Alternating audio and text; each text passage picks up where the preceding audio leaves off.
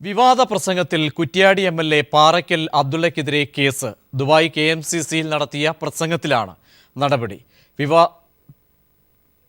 വിവാദ പ്രസംഗം പീപ്പിൾ TV-യാണ് പുറത്തുവിട്ടത്.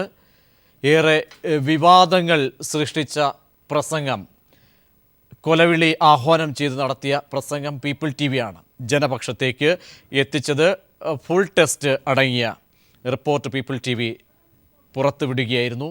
വിശദാംശങ്ങളുമായി സിജു കണ്ണൻ ചേരുന്നു. സിജു, നമ്മൾ തന്നെ പുറത്തുവിട്ട ശബ്ദ ശകലങ്ങളാണ്. ഈ ശകലങ്ങൾ പരിശോധിച്ചുകൊണ്ട് ഗുരുതരമായ വീഴ്ച സംഭവിച്ചു എന്ന് മനസ്സിലാക്കിയതിൻ്റെ അടിസ്ഥാനത്തിലാണോ ഇപ്പോൾ കേസ് എടുക്കാൻ ഉള്ള സാഹചര്യം?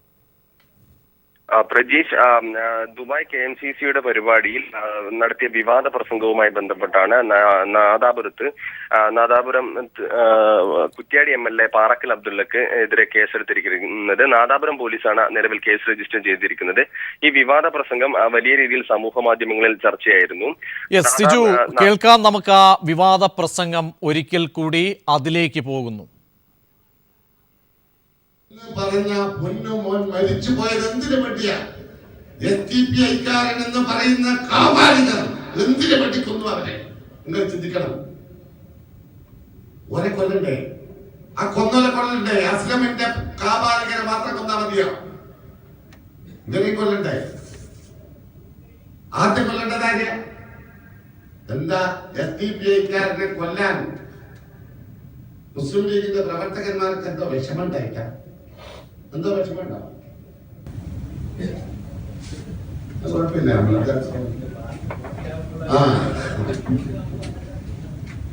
SDPI-കാരനെ കൊല്ലാൻ നമുക്കെന്താ പ്രയാസമുണ്ടോ? രീതിയാണ്. ഇതായിരുന്നു കുറ്റ്യാടി MLA പാറയ്ക്കൽ അബ്ദുള്ള നടത്തിയ വിവാദ പ്രസംഗം. ദുബായിൽ KMCC-യിൽ നടത്തിയ പ്രസംഗത്തിലായിരുന്നു അദ്ദേഹം ഇത്തരം പദപ്രയോഗങ്ങൾ നടത്തിയത്. സിജു, ഇതൊക്കെയും ഗുരുതരമായ രീതിയിലുള്ള കൊലവിളിക്ക് ആഹ്വാനം ചെയ്യുകയായിരുന്നു. പ്രത്യേകിച്ച് ആ സാഹചര്യം മനസ്സിലാക്കണം. വളരെ സംഘർഷഭരിതമായ അന്തരീക്ഷത്തിൽ ഇങ്ങനൊരു ആഹ്വാനം നടത്തിയിരിക്കുന്നു. ഈ സാഹചര്യങ്ങളൊക്കെയും പരിശോധിച്ച ശേഷമാണോ ഇപ്പോൾ കേസിലേക്ക് കാര്യങ്ങൾ പോയിരിക്കുന്നത്? പ്രജീഷ്, കഴിഞ്ഞ ദിവസം ഈ സംഭവവുമായി ബന്ധപ്പെട്ട് വിവാദ പ്രസംഗവുമായി ബന്ധപ്പെട്ട് നാദാപുരം പോലീസ് സ്റ്റേഷനിൽ ഒരു പരാതി ലഭിച്ചിരുന്നു. ഈ പരാതിയുടെ അടിസ്ഥാനത്തിൽ പ്രാഥമികമായ ഒരു അന്വേഷണം പോലീസ് നടത്തി. അതോടൊപ്പം തന്നെ ഈ വിവാദ പ്രസംഗത്തിന്റെ വീഡിയോ ദൃശ്യങ്ങളടക്കം പോലീസ് പരിശോധിച്ചിരുന്നു. ഇതിൽ കൃത്യമായും അക്രമത്തിന് ആഹ്വാനം നൽകുകയാണ് ഒരു ജനപ്രതിനിധി. അതിന്റെ അടിസ്ഥാനത്തിലാണ് ഇപ്പോൾ നിലവിൽ കേസെടുത്തിരിക്കുന്നത്. ഒന്ന്, വർഗീയ സ്പർദ്ധ പരത്തുന്ന രീതിയിലുള്ള പ്രസംഗമായിരുന്നു എന്നാണ് പോലീസ് പ്രാഥമിക അന്വേഷണത്തിൽ വിലയിരുത്തിയിരിക്കുന്നത്. അതോടൊപ്പം തന്നെ അക്രമത്തിന് പ്രേരിപ്പിക്കുന്നു. ഇതിൽ വളരെ വ്യക്തമായി MLA പറയുന്നുണ്ട്. പുത്തലത്ത് നസീറുദ്ദീൻ എന്ന യൂത്ത് ലീഗ് പ്രവർത്തകൻ കുറ്റ്യാടി വേളത്ത് കഴിഞ്ഞ മാസം കൊല്ലപ്പെട്ടിരുന്നു. ലീഗ് പ്രവർത്തകരും അതോടൊപ്പം SDPI പ്രവർത്തകരും ദിവസങ്ങളായി നിലനിന്നിരുന്ന സംഘർഷത്തിന്റെ അവസാനമാണ് പുത്തലത്ത് നസീറുദ്ദീൻ കൊല്ലപ്പെട്ടത്. ഇതും അതോടൊപ്പം തന്നെ നാദാപുരത്ത് അസ്ലം കൊല്ലപ്പെട്ട രണ്ട് സംഭവങ്ങൾ കൂട്ടിച്ചേർത്താണ് MLA വളരെ പ്രകോപനപരമായ രീതിയിലുള്ള ഒരു പ്രസംഗം ദുബായ് KMCC-യുടെ പരിപാടിയിൽ നടത്തിയത്. SDPI-കാരൻ പുത്തലത്ത് നസീറുദ്ദീനെ കൊലപ്പെടുത്തിയ SDPI-കാരനെ നമുക്ക് കൊല്ലേണ്ടേ? നാദാപുരത്തെ അസ്ലം വധക്കേസിലെ അക്രമികളെ മാത്രം കൊലപ്പെടുത്തിയാൽ മതിയോ? തുടങ്ങിയ വിവാദ പരാമർശങ്ങളാണ് ഈ പ്രസംഗത്തിൽ നടത്തിയത്. വളരെ കൃത്യമായി പറഞ്ഞാൽ പ്രത്യക്ഷത്തിൽ അക്രമത്തിന് പ്രേരിപ്പിക്കുന്ന ഒരു പ്രസംഗമായിരുന്നു അത്. ഒരു ജനപ്രതിനിധി എന്ന നിലയിൽ പ്രത്യേകിച്ച് ഉണ്ടാവാൻ പാടില്ലാത്ത രീതിയിലുള്ള പ്രസംഗമാണ് പാറക്കൽ അബ്ദുള്ളയുടെ ഭാഗത്തു നിന്നും ഉണ്ടായത്. ഇതിന്റെ അടിസ്ഥാനത്തിലാണ് നിലവിൽ കേസെടുത്തിരിക്കുന്നത്. ഇതിന്റെ തുടരന്വേഷണം ഉൾപ്പെടെയുള്ള കാര്യങ്ങൾ കൃത്യമായി തീരുമാനത്തിൽ നാദാപുരം പോലീസ് എത്തിയിട്ടില്ല. പ്രജീഷ്. സിജു ആണ് വിശദാംശങ്ങൾ നൽകിയത്. പാറയ്ക്കൽ അബ്ദുള്ള നടത്തിയ വിവാദ പ്രസംഗം സംബന്ധിച്ച് ഇപ്പോൾ പോലീസ് കേസ് എടുത്തിരിക്കുന്നു. പരാതി ലഭിച്ചതിൻ്റെ അടിസ്ഥാനത്തിലാണ് ഇപ്പോൾ കേസെടുക്കാൻ നിർബന്ധമായിരിക്കുന്നത്. മുൻമന്ത്രി കെ ബാബുവിൻ്റെയും ബന്ധുക്കളുടെയും വീടുകളിൽ വിജിലൻസ് റെയ്ഡ്. വിവിധ കേസുകളുടെ ഭാഗമായാണ് റെയ്ഡ് നടക്കുന്നത്. വിശദാംശങ്ങളുമായി സമീർ ചേരുന്നു. സമീർ, പരിശോധന ഏതൊക്കെ മേഖലകളിൽ ആരെയൊക്കെ കേന്ദ്രീകരിച്ചാണ് നടക്കുന്നത്? സുപ്രധാനമായ തെളിവുകൾ, രേഖകൾ എന്തെങ്കിലും പിടിച്ചെടുത്തിട്ടുണ്ടോ? പ്രജീഷ്, മുൻ എക്സൈസ് മന്ത്രി കെ ബാബു അനധികൃതമായി സ്വത്ത് സമ്പാദിച്ചതുമായി ബന്ധപ്പെട്ടാണ് വിജിലൻസ് നേരത്തെ കേസ് രജിസ്റ്റർ ചെയ്തിരുന്നത്. ഈ കേസ് രജിസ്റ്ററിൻ്റെ അടിസ്ഥാനത്തിലാണ് അദ്ദേഹത്തിൻ്റെ ഓഫീസിലും അതോടൊപ്പം അദ്ദേഹവുമായി ബന്ധപ്പെട്ട മറ്റ് 5 ഇടങ്ങളിലുമായിട്ട് അദ്ദേഹത്തിൻ്റെ വീടടക്കമുള്ള 6 ഇടങ്ങളിലാണ് ഇപ്പോൾ പരിശോധന നടന്നുകൊണ്ടിരിക്കുന്നത്. പ്രധാനമായും കെ ബാബുവിൻ്റെ തൃപ്പൂണിത്തുറയിലെ വീട്, അതോടൊപ്പം തന്നെ അദ്ദേഹത്തിൻ്റെ 2 മക്കളുടെ വീടായിട്ടുള്ള തൊടുപുഴയിലെയും പാലാരിമട്ടത്തെയും വീട്, അതോടൊപ്പം കെ ബാബുവിൻ്റെ ബിനാമികൾ എന്നറിയപ്പെടുന്ന കുമ്പളം സ്വദേശിയായിട്ടുള്ള ബാബുറാമിൻ്റെയും ഒപ്പം റോയൽ മോഹൻ എന്നറിയപ്പെടുന്ന തൃപ്പൂണിത്തുറ സ്വദേശിയുടെയും വീട്ടിലാണ് റെയ്ഡ് നടക്കുന്നത്. അതോടൊപ്പം മോഹനൻ്റെ സാമ്പത്തിക ഇടപാടുകൾ നടത്തുന്ന ഒരു ധനകാര്യ സ്ഥാപനമുണ്ട്. ഈ സ്വകാര്യ ധനകാര്യ സ്ഥാപനത്തിലും ഇപ്പോൾ റെയ്ഡ് തുടരുന്നു. ഇത്തരത്തിൽ 6 ഇടങ്ങളിലാണ് കൊച്ചിയിൽ റെയ്ഡ് തുടർന്നുകൊണ്ടിരിക്കുന്നത്. എറണാകുളം വിജിലൻസ് SP-യുടെയും അതോടൊപ്പം തന്നെ 2 DYSP-മാരുടെയും നേതൃത്വത്തിലുള്ള 5 യൂണിറ്റുകളായാണ് ഈ 6 ഇടങ്ങളിലുള്ള പരിശോധന തുടർന്നുകൊണ്ടിരിക്കുന്നത്. വളരെ നിർണായകമായിട്ടുള്ള ഏതാനും രേഖകൾ വിജിലൻസ് പിടിച്ചെടുത്തിട്ടുണ്ട്. വിശദമായ പരിശോധനയാണ് നടക്കുന്നത്. രാവിലെ 6 മണിയോടുകൂടെ ആരംഭിച്ച പരിശോധനയാണ് പുരോഗമിക്കുന്നത്. കെ ബാബുവിൻ്റെ വീട്ടിലും അതോടൊപ്പം തന്നെ അദ്ദേഹത്തിൻ്റെ വാഹനങ്ങൾ, അദ്ദേഹത്തിൻ്റെ മറ്റ് സ്വത്ത് വിവരങ്ങളെല്ലാം തന്നെ വിജിലൻസ് പരിശോധിച്ചുകൊണ്ടിരിക്കുന്നു. അതോടൊപ്പമാണ് അദ്ദേഹത്തിൻ്റെ മറ്റ് മക്കളുടെ വീടുകളും അതോടൊപ്പം തന്നെ ഈ 2 ബിനാമിമാരുടെ വീട്ടിലും അവരുമായി ബന്ധപ്പെട്ട സാമ്പത്തിക സ്ഥാപനങ്ങളിലെല്ലാം തന്നെ വിശദമായിട്ടുള്ള പരിശോധനകളാണ് തുടരുന്നത്. ഈ വളരെ പ്രധാനപ്പെട്ട ഒരു കാര്യം, ഈ കേസുകളിലേക്ക് ഇടയാക്കിയ സാഹചര്യം ബാർക്കോഴ വിവാദവുമായി ബന്ധപ്പെട്ട സംഭവങ്ങളായിരുന്നു. ബാർ ലൈസൻസിന് 23 ലക്ഷം എന്നത് 30 ലക്ഷമാക്കി ഉയർത്തുമെന്ന UDF സർക്കാരിൻ്റെ നയവും അതുമായി ബന്ധപ്പെട്ട കെ ബാബു നടത്തിയിട്ടുള്ള സാമ്പത്തിക തിരിമറികളുമായിരുന്നു. ഇതിനൊടുവിലാണ് ബാർ ഓണേഴ്സ് ഉടമകളിൽ ഒരാളായിട്ടുള്ള ബിജു രമേശ് ഇതുമായി ബന്ധപ്പെട്ട നിർണായകമായ വെളിപ്പെടുത്തൽ നടത്തുന്നതും തുടർന്ന് വിജിലൻസിന് ഇതുമായി ബന്ധപ്പെട്ട നിർണായകമായിട്ടുള്ള മൊഴി നൽകുന്നതും 50 ലക്ഷം രൂപ താൻ കോഴയായി കെ ബാബുവിനെ നേരിട്ട് കൈമാറി എന്നതായിരുന്നു ബിജു രമേശിൻ്റെ ആരോപണം. ഇതുമായി ബന്ധപ്പെട്ട അന്വേഷണം ആദ്യഘട്ടത്തിൽ വന്നുവെങ്കിലും അത് അന്നത്തെ മന്ത്രിയായിരിക്കെ കെ ബാബുവും അതോടൊപ്പം തന്നെ അന്നത്തെ ആഭ്യന്തര വകുപ്പും ഈ കേസ് അന്വേഷണം അട്ടിമറിച്ചു. തുടർന്ന് ആണ് ഇടത് സർക്കാർ അധികാരത്തിൽ വരുന്നതും നിഷ്പക്ഷവും സ്വതന്ത്രവുമായിട്ടുള്ള അന്വേഷണം ഇതുമായി ബന്ധപ്പെട്ട് നടത്താൻ ആഭ്യന്തര വകുപ്പ് കൈകാര്യം ചെയ്യുന്ന മുഖ്യമന്ത്രി തന്നെ വിജിലൻസിന് നിർദ്ദേശം നൽകുകയും ചെയ്തത്.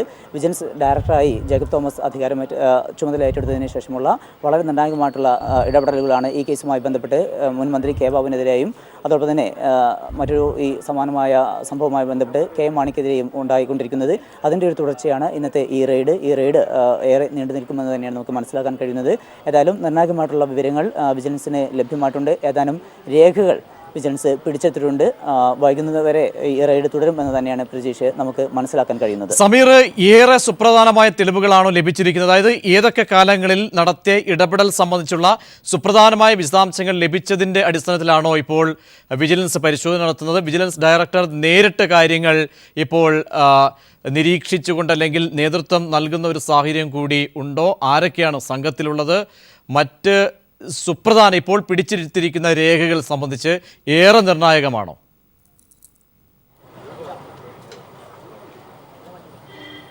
ബ്രജീഷ്, കെ ബാബുവിൻ്റെ പേരിലും അതോടൊപ്പം തന്നെ കെ ബാബുവിൻ്റെ ബിനാമികളുടെ പേരിലും വലിയ രീതിയിലുള്ള സ്വത്ത് സമ്പാദനം നടത്തിയിരിക്കുന്നു എന്ന പ്രാഥമിക പരിശോധനയിൽ തന്നെ വിജിലൻസ് കണ്ടെത്തിയിരുന്നു. അതേ തുടർന്നാണ് കെ ബാബുവിനെതിരെ FIR രജിസ്റ്റർ ചെയ്ത് കേസ് രജിസ്റ്റർ ചെയ്ത് അന്വേഷണം ആരംഭിച്ചത്.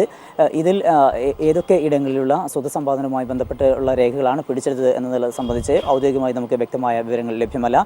എന്നാൽ ഈ സംഭവങ്ങളുമായി ബന്ധപ്പെട്ട് കെ ബാബുവിൻ്റെ സ്വന്തം പേരിലും അതോടൊപ്പം തന്നെ മറ്റ് ബിനാമികളുടെ പേരിലടക്കം തന്നെ ബാബു സ്വത്ത് സമ്പാദിച്ചു എന്നുള്ളത് സംബന്ധിച്ച് വ്യക്തമായ സൂചന വിജിലൻസിന് ലഭ്യമായിട്ടുണ്ട്.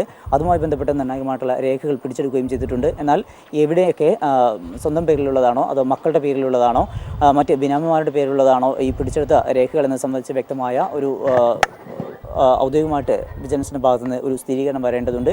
അക്കാര്യം നമുക്ക് വൈകിട്ടോടുകൂടെ ലഭ്യമാകുമെന്ന് തന്നെയാണ് നമ്മൾ പ്രതീക്ഷിക്കുന്നത്. മറ്റൊരു പ്രധാനപ്പെട്ട കാര്യം, എറണാകുളം വിജിലൻസ് SP-യുടെയും അതോടൊപ്പം തന്നെ 2 ആലപ്പുഴ SP അടക്കമുള്ള 2 DYSP-മാരുടെയും നേതൃത്വത്തിലാണ് ഈ പരിശോധന നടക്കുന്നത്. 5 യൂണിറ്റായാണ് വിജിലൻസിൻ്റെ 5 യൂണിറ്റാണ് വിവിധ ഇടങ്ങളിലായിക്കൊണ്ട് പരിശോധന നടക്കുന്നത്. ഏതായാലും നിർണായകമായിട്ടുള്ള വിവരങ്ങൾ അവർക്ക് ലഭ്യമായിട്ടുണ്ട് എന്ന് തന്നെയാണ് നമുക്ക് മനസ്സിലാക്കാൻ കഴിയുന്നത്. ഞാനിപ്പോൾ നിൽക്കുന്നത് കെ ബാബുവിൻ്റെ തൃപ്പൂണിത്തുറയിലെ വീട്ടിലാണ്. ഇവിടെ വിപുലമായ ഒരു സംഘം, വിജിലൻസിൻ്റെ വിപുലമായിട്ടുള്ള വലിയ സംഘം ഉദ്യോഗസ്ഥർ തന്നെയാണ് എത്തിയിട്ടുള്ളത്. രാവിലെ 6 മണിയോടുകൂടെ ആരംഭിച്ച പരിശോധനയാണ് തുടരുന്നത്. ബാബുവിൻ്റെ വാഹനങ്ങൾ 2 വാഹനങ്ങളും അതോടൊപ്പം തന്നെ അദ്ദേഹത്തിൻ്റെ ഓഫീസായി പ്രവർത്തിച്ചിരുന്ന ഈ വീടിൻ്റെ ആദ്യത്തെ മുറിയും വിശദമായിട്ട് അവർ പരിശോധിച്ചു. അതിനുശേഷമാണ് അകത്തെ റൂമുകളിലേക്കുള്ള പരിശോധന നടന്നുകൊണ്ടിരിക്കുന്നത്. അലമാരകളും അതോടൊപ്പം തന്നെ അദ്ദേഹത്തിൻ്റെ മേശ, അദ്ദേഹത്തിൻ്റെ കട്ടിലടക്കമുള്ളവ പരിശോധിക്കുന്നു. അതോടൊപ്പം തന്നെ ചുമരിൻ്റെ ഭാഗങ്ങൾ, പ്രത്യേകിച്ചും ഏതെങ്കിലും വിധത്തിലുള്ള രഹസ്യാറകളോ മറ്റോ ഉണ്ടോ എന്നറിയാൻ വേണ്ടി കൊണ്ടായിരിക്കാം അത്തരത്തിലുള്ള പരിശോധന അടക്കമാണ് ഇപ്പോൾ വിജിലൻസ് നടത്തിക്കൊണ്ടിരിക്കുന്നത്. ഏതായാലും ഇതുമായി ബന്ധപ്പെട്ട് ഈ കെ ബാബു അനധികൃതമായി സ്വത്ത് സമ്പാദിച്ചു എന്ന ആരോപണത്തിൽ വ്യക്തമായ ഈ ആരോപണത്തെ തുടർന്ന് ആരോപണത്തിൽ കഴമ്പുണ്ട് എന്ന് കണ്ടെത്തിക്കൊണ്ടാണ് FIR രജിസ്റ്റർ ചെയ്ത് അന്വേഷണം ആരംഭിച്ചത്. അതിൻ്റെ തെളിവുകളിലേക്കും മറ്റ് തുടർ നടപടികളുടെയും ഭാഗമായാണ് ഈ പരിശോധന. ഏതായാലും ഈ പരിശോധന നീണ്ടു നിൽക്കുമെന്ന് തന്നെയാണ് നമുക്ക് മനസ്സിലാക്കാൻ കഴിയുന്നത്. പ്രജീഷ്. കെ ബാബു മുൻ മന്ത്രിയുടെ വസതിയിൽ പരിശോധന വിജിലൻസ് നടത്തുകയാണ്. ബാബുവിൻ്റെ ബന്ധുക്കളുടെയും മക്കളുടെയും ഒക്കെ വീടുകളിലും ബിനാമി എന്ന് പറയപ്പെടുന്ന ആളുകളുടെയൊക്കെ തന്നെ വസതിയിലും വിജിലൻസ് തെളിവ് ശേഖരിക്കുകയാണ്, പരിശോധന നടത്തുകയാണ്. അനധികൃത സ്വത്ത് സമ്പാദന കേസിൽ ബാബുവിനെതിരെ വിജിലൻസാണ് കേസെടുത്തത്. റിയൽ എസ്റ്റേറ്റുകാരായ 2 പേർക്കെതിരെയും കേസെടുത്തിട്ടുണ്ട്. സലി മുഹമ്മദ് ചേരുന്നു. സലി, വ്യക്തമായ വിശദാംശത്തിൻ്റെ ഒക്കെ തന്നെ അടിസ്ഥാനത്തിലാണ് ഇപ്പോൾ കേസ് എടുത്തിരിക്കുന്നത്. എന്തൊക്കെ വകുപ്പുകൾ ഇട്ടുകൊണ്ടാണ് ഇപ്പോൾ കേസ് എടുത്തിരിക്കുന്നത്, രജിസ്റ്റർ ചെയ്തിരിക്കുന്നത്? പ്രതീക്ഷ, തൃശൂർ കേന്ദ്രമായി പ്രവർത്തിക്കുന്ന പ്രതികരണവേദി എന്നൊരു സംഘടന മുൻപ് ബാബു അനധികൃതമായി വരവിൽ കവിഞ്ഞ് സ്വത്ത് സമ്പാദിച്ചു എന്നാരോപിക്കുന്ന ഒരു പരാതി വിജിലൻസിന് കൈമാറിയിരുന്നു. ആ പരാതിയിൽ പക്ഷേ ബാബു മന്ത്രിയായിരിക്കെ നടന്ന അന്വേഷണം കാര്യക്ഷമമായിരുന്നില്ല. Nishanthini, vigilance SP, Ernakulam SP ആയിരുന്നു, നിശാന്തിനിക്കായിരുന്നു അന്വേഷണ ചുമതല. പക്ഷേ പരാതിയിൽ കഴമ്പില്ല എന്നൊരു നിലപാടായിരുന്നു അന്ന് നിശാന്തിനി സ്വീകരിച്ചത്. പിന്നീട് നമുക്കറിയാം ഭരണമാറ്റം ഉണ്ടാവുകയും വിജിലൻസിന്റെ തലപ്പത്ത് ജേക്കബ് തോമസ് വരികയും ഒക്കെ ചെയ്തതോടുകൂടി വീണ്ടും അന്വേഷണം കാര്യക്ഷമമായി മുന്നോട്ട് പോയി. കൂടുതൽ പരാതികൾ ബാബുവിനെതിരെ ലഭിക്കുകയും ചെയ്തു. ഈ സാഹചര്യത്തിലാണ് വിജിലൻസ് പ്രാഥമികമായ ഒരു പരിശോധന കഴിഞ്ഞ ദിവസങ്ങളിൽ നടത്തിയത്. ഈ പ്രാഥമിക പരിശോധനയിൽ ഈ പരാതിയിൽ കഴമ്പുണ്ട് എന്ന് കണ്ടെത്തിയതിനെ തുടർന്ന് ഒരു FIR രജിസ്റ്റർ ചെയ്ത് അത് മൂവാറ്റുപുഴ വിജിലൻസ് കോടതിയിൽ മിനിയാന്ന് വൈകിട്ട് സമർപ്പിക്കുകയും ചെയ്തിട്ടുണ്ട്. അതിന്റെ ഭാഗമായുള്ള പരിശോധനകളാണ് ഇപ്പോൾ നടക്കുന്നത്. ഈ FIR-ൽ പറയുന്നത് ബാബുവും ഒപ്പം മറ്റു 2 പേരും, ബാബുറാം, മോഹനൻ, ഈ 3 പേർക്കും എതിരെയാണ് FIR. അതിൽ പ്രധാനപ്പെട്ടത് ബാബു വിവിധ കേന്ദ്രങ്ങളിൽ അനധികൃത സ്വത്ത് സമ്പാദിച്ചു എന്ന് തന്നെയാണ്. ഒപ്പം ബാബുറാം, മോഹനൻ ഇങ്ങനെ 2 റിയൽ എസ്റ്റേറ്റ് ബിസിനസ്സുകാരാണ്. ഇവർ ബാബുവിന്റെ സുഹൃത്തുക്കളാണ്. ബാബുറാം കുമ്പള സ്വദേശിയാണ്. അവിടെ ഒരു ഫിനാൻസ് സ്ഥാപനം നടത്തുന്നുണ്ട്. റിയൽ എസ്റ്റേറ്റ് ഇടപാടുകളുണ്ട്. ഈ ബാബുറാമിന്റെ ഫിനാൻസ് ഇടപാടുകളിലും റിയൽ എസ്റ്റേറ്റ് ഇടപാടുകളിലും ഒക്കെ മുൻ മന്ത്രി ബാബുവിന് പങ്കാളിത്തമുണ്ടോ എന്ന് ആണ് പരാതിയിലെ ഒരു ആരോപണം. അതിന്റെ കൂടി അടിസ്ഥാനത്തിലാണ് ബാബുറാമിന്റെ വരവും ആസ്തികളും ഒക്കെ പരിശോധിക്കുന്നത്. ഒപ്പം തന്നെ തൃപ്പൂണിത്തുറയിൽ റോയൽ ബേക്കറി എന്ന ഒരു ബേക്കറി നടത്തുന്ന മോഹനന്റെ വീട്ടിലും പരിശോധന നടത്തുന്നുണ്ട്. ഈ മോഹനന്റെ പേരിൽ റോയൽ ബേക്കറി എന്ന് പറയുന്ന ഒരു വലിയ ശൃംഖല തന്നെ കഴിഞ്ഞ കുറെ മാസങ്ങൾക്കിടയിൽ ഈ ബാബുവിന്റെ ഭരണകാലത്തുമൊക്കെയായി ഒരു ശൃംഖല തന്നെ എറണാകുളം ജില്ലയുടെ വിവിധ ഭാഗങ്ങളിൽ ഉയർന്നു വന്നു. അത് പെട്ടെന്ന് മോഹനുണ്ടായ സാമ്പത്തിക വളർച്ചയുടെ സ്രോതസ് എന്താണ് എന്ന് അന്വേഷിക്കുക കൂടിയാണ് വിജിലൻസിന്റെ ലക്ഷ്യം. ഈ മോഹനും മുൻ മന്ത്രി ബാബുവും തമ്മിൽ അടുത്ത സുഹൃത്തുക്കളുമാണ്. ഈ ഒരു സാഹചര്യത്തിൽ കൂടിയാണ് ഈ ബാബുറാമിനും മോഹനനും മുൻ മന്ത്രി ബാബുവിനുമെതിരെ വിജിലൻസ് കേസെടുത്തത്. അതിന്റെ ഭാഗമായുള്ള പരിശോധനയാണ് നടക്കുന്നത്. ഈ റെയ്ഡിൽ ബാബുറാമിന്റെ ഫിനാൻസ് സ്ഥാപനത്തിലും കുമ്പളയിലെ വീട്ടിലും മോഹനന്റെ തൃപ്പൂണിത്തുറയിലെ വീട്ടിലും പരിശോധന നടക്കുന്നുണ്ട്. സാലിയാണ് വിശദാംശങ്ങൾ നൽകിയത്. അഗതികളുടെ അമ്മ മദർ തെരേസയെ നാളെ വിശുദ്ധയെ പ്രഖ്യാപിക്കും. റോമിൽ നടക്കുന്ന പ്രത്യേക ദിവ്യബലിയിൽ ബെനഡിക്ട് 16-ാമൻ മാർപ്പാപ്പയാണ് മദർ തെരേസയെ വിശുദ്ധയെ പ്രഖ്യാപിക്കുക. ഇന്ത്യൻ സമയം നാളെ 2:30-ക്കാണ് ചടങ്ങുകൾ. കാരുണ്യത്തിന്റെ മഹത്തായ മാതൃക ലോകത്തെ പഠിപ്പിച്ച മദർ തെരേസയുടെ ഛായാചിത്രം വത്തിക്കാനിലെ സെന്റ് പീറ്റേഴ്സ് ബസിലിക്കയുടെ പ്രധാന മട്ടുപ്പാവിൽ ഉയർന്നു കഴിഞ്ഞു. അൽബേനിയയിൽ ജനിച്ച് ഭാരതം കർമ്മഭൂമിയാക്കിയ പാവങ്ങളുടെ അമ്മയെ വിശുദ്ധിയായി പ്രഖ്യാപിക്കുന്ന ചടങ്ങിനാണ് വത്തിക്കാൻ ഒരുങ്ങുന്നത്. 10,000-കണക്കിന് വിശ്വാസികളെ സാക്ഷിയാക്കി മദർ തെരേസയെ ഫ്രാൻസിസ് മാർപ്പാപ്പ വിശുദ്ധിയായി പ്രഖ്യാപിക്കും. ഇന്ത്യൻ സമയം നാളെ ഉച്ചയ്ക്ക് 2 മണിയോടെയാണ് സെന്റ് പീറ്റേഴ്സ് ബസിലിക്കയിൽ ചടങ്ങുകൾ ആരംഭിക്കുക. കുർബാന മധ്യയാകും പ്രഖ്യാപനം. കൊൽക്കത്തയിലെ വിശുദ്ധ തെരേസ എന്നാവും മദർ തെരേസ ഇനി അറിയപ്പെടുക. വിദേശകാര്യമന്ത്രി സുഷമ സ്വരാജിന്റെ നേതൃത്വത്തിലുള്ള 11 അംഗ പ്രതിനിധി സംഘം ചടങ്ങിന് സാക്ഷ്യം വഹിക്കും. വിശുദ്ധ പദവി പ്രഖ്യാപന വേദിയിൽ ഉപയോഗിക്കുന്ന മദറിന്റെ ഔദ്യോഗിക ഛായാചിത്രം വരച്ചത് അമേരിക്കൻ ശില്പിയും ചിത്രകാരനുമായ ചാസ് ഫാഗനാണ്. നാമകരണ നടപടികളുടെ ചുമതലയുള്ള കർദിനാൾ അമാദോവും പോസ്തുലത്തോറും വിശുദ്ധരുടെ പുസ്തകത്തിൽ മദർ തെരേസയുടെ പേര് ചേർക്കട്ടെ എന്ന പാപ്പയോട് ചോദിക്കുന്നതോടുകൂടിയാകും വിശുദ്ധ പ്രഖ്യാപന ചടങ്ങ് ആരംഭിക്കുക. വിശുദ്ധിയാക്കിയതിന്റെ ഔദ്യോഗിക രേഖ പാപ്പ അംഗീകരിക്കുന്നതോടെ നടപടിക്രമങ്ങൾ പൂർത്തിയാകും. News desk.